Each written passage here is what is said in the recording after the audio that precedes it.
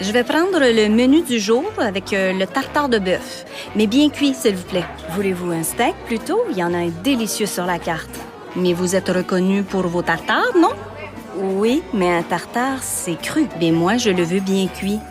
Puis voulez-vous bien me dire c'est quoi la différence entre un menu puis une carte? Les mots du tourisme.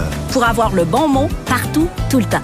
Une série balado animée par Anaïs Favron.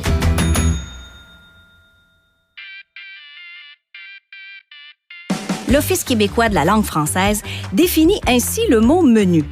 Liste des mets et des boissons offerts par un restaurant, le plus souvent accompagnés de leur prix.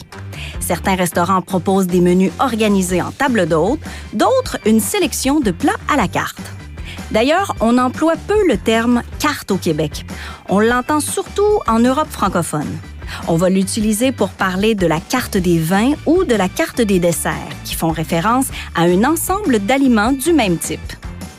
Ce n'est pas une erreur, c'est surtout une question d'habitude et de culture. Quant au menu du jour avec plat principal au choix, il vient avec un potage ou un dessert. Le plat du jour, lui, est un mets proposé par un restaurant qui change quotidiennement. C'est la recommandation de la maison. Selon l'Office québécois de la langue française, l'utilisation de l'expression « spécial du jour » est déconseillée. On n'y pense pas quand on le consulte, mais le menu d'un restaurant est rédigé selon des règles bien précises.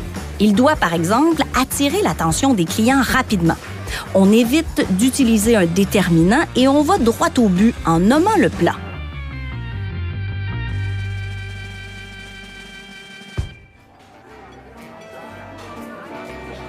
Pardonnez-moi, c'est parce que c'est pas mangeable, là, cette affaire-là. Là. Pouvez-vous m'apporter une salade à la place, s'il vous plaît?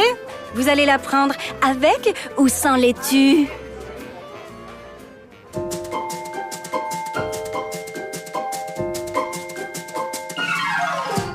L'ordre de succession des mets a beaucoup évolué au cours des siècles et différemment selon les pays. En France, au 14 et au 15e siècle, les menus médiévaux étaient composés de plats désordonnés. On mettait aussi du sucre un peu partout, y compris dans les salades. Si vous trouvez ça bizarre, remontons aux plus anciens menus connus. En Grèce, en l'an 421 avant notre ère. Tête de squale au miel, c'est du requin. Tétine de truie, entrailles de brebis farcies au sang.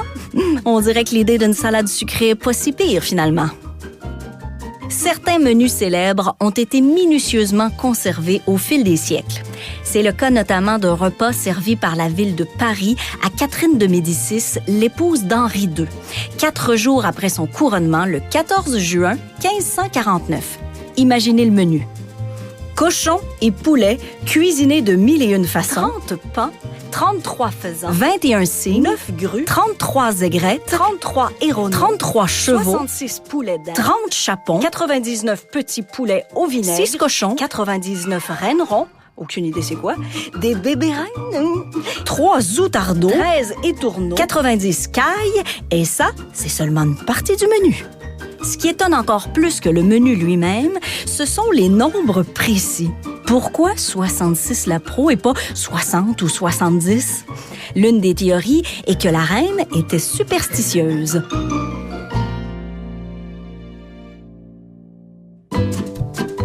Nous aussi, nous avons gardé des traces de certains repas qui ont marqué notre histoire. À Québec, plusieurs histoires circulent à propos des banquets servis au Château Saint-Louis, dont les vestiges se trouvent sous la terrasse du Frein. Parmi les mets servis, on note de l'oie métisse, un croisement entre l'oie domestique et l'outarde, du mufle d'orignal, des perdrix et du pâté aux crêpes de coq. Parmi les plats qui étaient au menu du tout premier banquet de l'hôtel Château-Frontenac, le 4 janvier 1894, mentionnons un potage de fausses tortues, en réalité à base de veau, des mignons de chevreuil à la Frontenac, du canard noir et de la perdrix. De l'autre côté de l'océan, le repas gastronomique des Français a été inscrit au patrimoine immatériel de l'humanité en novembre 2010. Mais au Québec aussi, on a nos classiques qui mériteraient d'être sur toutes les listes du monde. Poutine à toutes les sauces. Chaudrée de fruits de mer de la Gaspésie, tourtière du lac Saint-Jean, cipaille du bas du fleuve, bagel de Montréal, agneau de Charlevoix, pudding chômeur de partout. Je plaisante, là, mais plus que jamais, notre gastronomie reflète notre terroir. On n'a jamais eu autant de fromagers, de microbrasseurs, de vignerons, de maraîchers et de chefs pour mettre en valeur les produits d'ici sur les menus ou les cartes.